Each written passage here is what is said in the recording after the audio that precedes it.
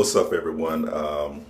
Just here, want to put out a little quick information. The thing I keep hearing people saying that know thyself, and I know myself, and telling everybody in the world on Facebook to know thyself and your self knowledge. And most of the people, you don't have self knowledge at all.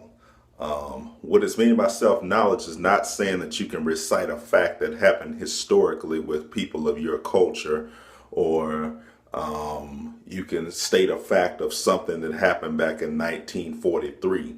Self-knowledge is knowing yourself. And you say, oh, I know myself. No, you really don't. You know what you want people to know about yourself, the good things. The things that we feel that should be celebrated, the things that we want attention for. Oh my gosh, I'm wearing an ankh. Give me some attention, please. That's not self-knowledge. Me having this is not self-knowledge. It's me sitting down and knowing our full selves, the good and the bad. Are you honest? And that's a part of humility. Humility is being able to look at your bad side, your dark side, and have a conversation, know about those things, and openly speak about those things. So that's self-knowledge, knowing the good and the bad, the night and the day, and being comfortable enough to admit to your mistakes, to admit to the things that you need to work on, and put a program together. That's called self-knowledge. That's called rising up. Self-knowledge is not knowing that in 1912, that this corner of this building used to be a food stand and now it's a Starbucks. That's nothing. That is not self-knowledge. And I'm just getting ears at people saying, oh, you need to get knowledge of self. Knowledge of self is knowing you. If your name is John, it's sitting down and knowing John. If it's knowing that John also works at a bank, but also on the flip side, John has a problem with gambling. Can you sit down and face that? That's called self-knowledge. There is nothing else. People talking about self-knowledge. That's just information. You're just reciting facts.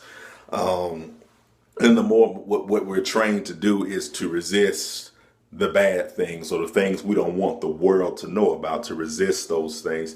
And it's right, you don't indulge in things, but you need to lay those things on the table and be able to look at those things and be aware of those things, because you know that what we resist often persists. So you can resist it all day, and whatever that is that's in that dark corner, it just keeps building up, building up, building up. And you're talking about knowledge of self. Most people, you can't have knowledge of self because most people hate themselves. Oh, you're saying, no, I don't hate myself. Oh, yes, you do. You do have hate for yourself because you're not embracing your full self. All you're embracing is, oh, that college degree, that new car, that new job, that nice apartment, that nice girlfriend, that nice boyfriend that you want everyone to see, and that we can equate to you being successful, or you being cool, or you're handling your business, or you're on top of things.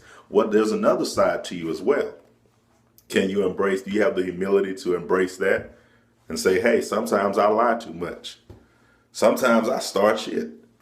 Can you do that? Most people can't.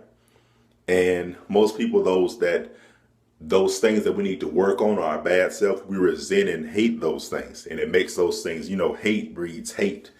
That's all it does, is breeding more hate. That's why you have these people that often are in high positions or positions of influence, and they get caught up in these scandals because it was something natural that if they would have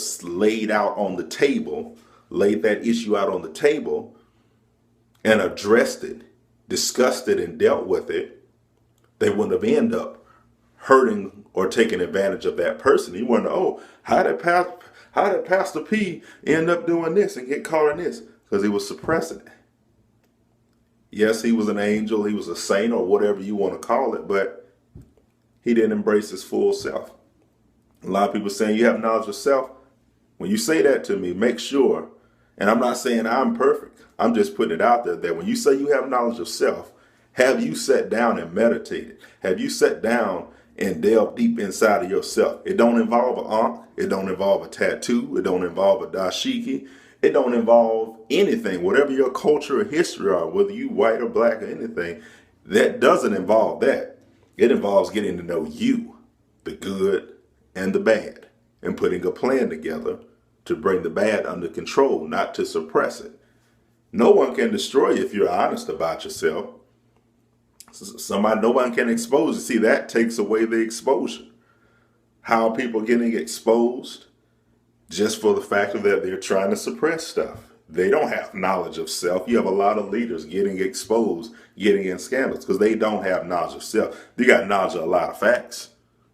Back in 1492, this person did this, and okay, that's doing nothing for you. That's nice to know.